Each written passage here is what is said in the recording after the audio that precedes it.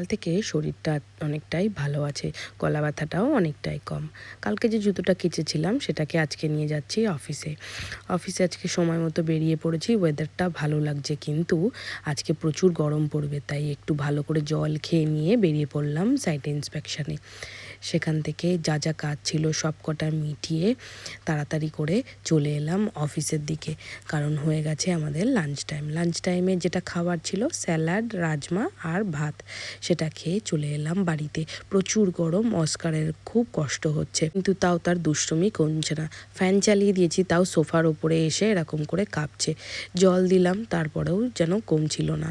তারপরে তাকে আইসক্রিম খাইয়ে নিয়ে আমরা বসলাম খেতে।